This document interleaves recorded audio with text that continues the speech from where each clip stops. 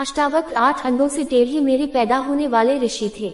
शरीर से जितने विचित्र थे, ज्ञान से उतने ही विलक्षण।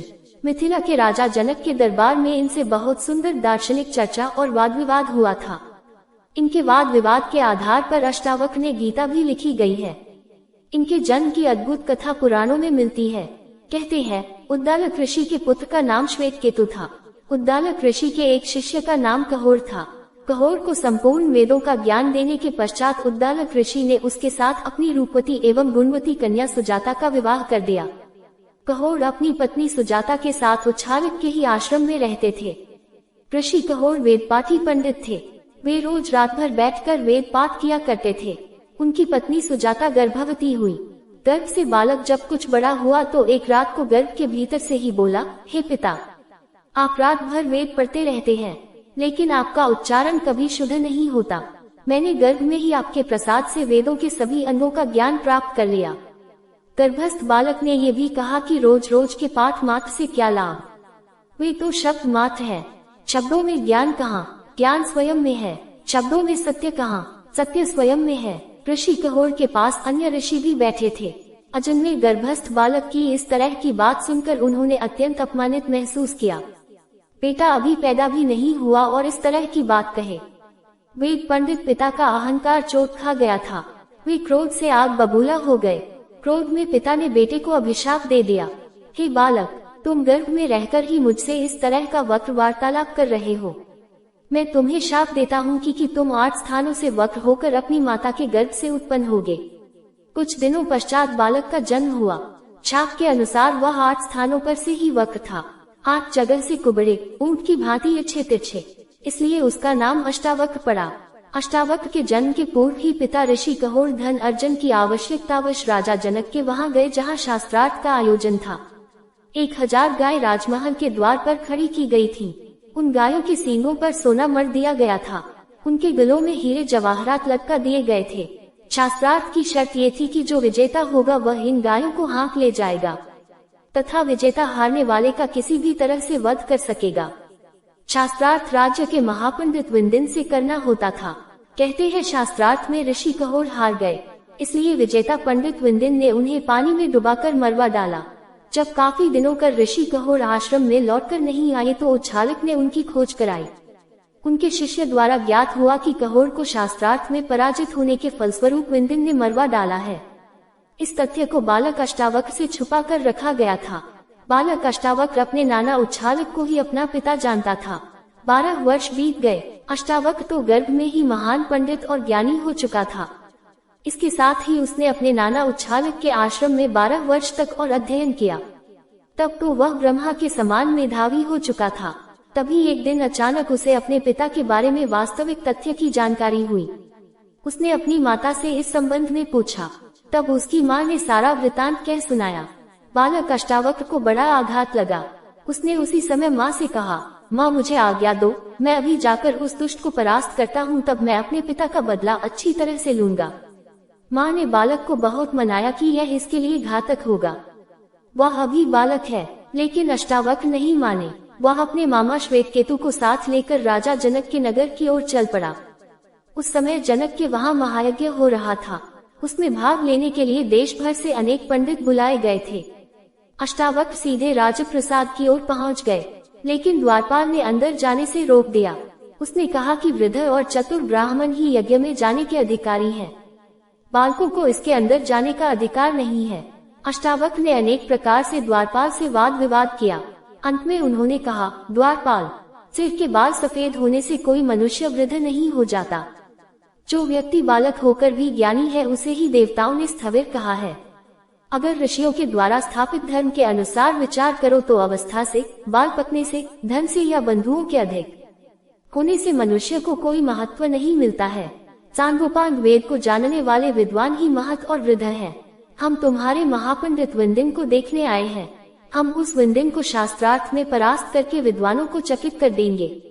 तब तुम्हें हमारी मेधा के बारे में मालूम होगा। तब कहीं द्वारपाल ने अष्टावक्र को अंदर जाने दिया। अष्टावक्र दरबार में भीतर चले गए। महापंडित भीतर इकट्ठे थे। पंडितों ने उसे देखा। उसका 8 भागों से टेढ़ा मेढ़ा शरीर। वह चलता तो भी लोगों को देखकर हंसी आ जाती। उनका चलना भी बड़ा हास्यपद था। सारी सभा अष्टावक्र को देखकर हंसने लगी। अष्टावक्र भी खिलखिलाकर हंसा। जनक को विचित्र लगा। उन्होंने पूछा, और सब हंसते हैं? वह तो मैं समझ गया कि क्यों हंसते हैं, परंतु बालक तुम क्यों हंसे? 12 वर्ष के बालक अष्टावक्र ने कहा, मैं इसलिए हंस रहा हूँ कि चमड़े के पारखियों, मूर्खों की सभा में सत्य का निर्णय हो रहा है। ये सभी सुनकर सन्न रह गए। सभा में सन्नाटा छा गया। महापंडितों की जमात तिलमिला उठी। सम्राट जनक ने धैर्य पूर्वक पूछा, दृष्ट बालक, तुम्हारा मतलब क्या है? अष्टावक्र जरा भी विचलित नहीं हुआ। उसने जवाब दिया, बड़ी सीधी सी बात है। इनको चमड़ी ही दिखाई पड़ती है, मैं नहीं दिखाई पड़ता। इनको आड़ा टेढ़ा शरीर दिखाई पड़ता है। ये चमड़ी के पारखी हैं, इसलिए ये चमार है। राजन, मंदिर के टेढ़े होने से कहीं आकाश टेढ़ा होता है, घड़े के फूटे होने से कहीं आकाश फूटता है। आकाश तो निर्विकार है, मेरा शरीर टेढ़ा मेढ़ा है, लेकिन मैं तो नहीं। ये जो भीतर बसा है इसकी तरफ देखो। बालक के मुख से ज्ञानपूर्ण उपहास सुनकर सभी पंडित हतप्रभ और लज्जित रह गए। उन्हें अपने अहंकार और मूर्खता पर अत्यंत पश्चाताप हुआ। अष्टावक्र ने राजा जनक से कहा, हे राजन, अब मैं आपके उस मेधावी राजपंडित से मिलना चाहता हूँ जो पंडितों के बीच में भय बना हुआ है। उसी से शास्त्रार्थ करने की इच्छा से मैं यहाँ आया हूँ। मैं अद्वैत ब्रह्मवाद के विषय में उससे वार्ता करूँगा। राजा जनक ने कई तरह से उसे विचलित करने के लिए डराया और समझाया, शास्त्रार्थ के विचार को त्याग देने के लिए कहा, लेकिन अष्टावक्र अडिग रहा और स्वर कठोर करके कहा, हे राजन, बालक कहकर आप मुझे हीन क्यों कहते हैं?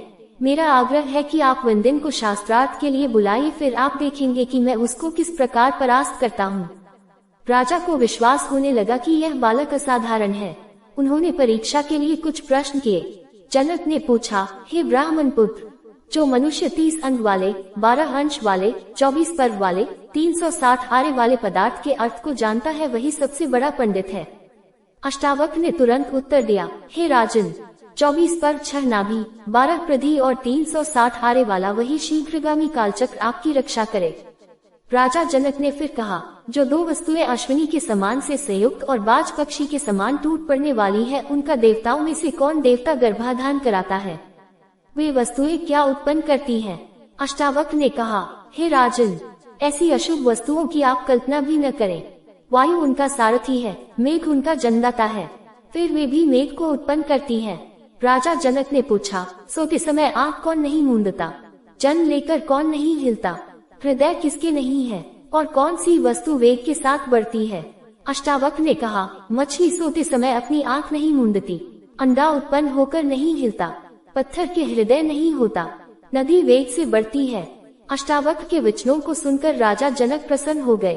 तब अष्टावक्र ने कहा, हे ब्राह्मणों, मैंने इस अहंकारी वंदिन को आज परास्त कर दिया है। इस अत्याचारी ने कितने ही पुण्यात्मा ब्राह्मणों को पराजित करके पानी में डुबवा दिया है।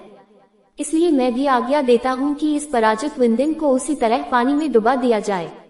अष्टावक्र राजा जनक की आज्ञा की प्रतीक्षा करने लगा। राजा स्तब्ध बैठे थे।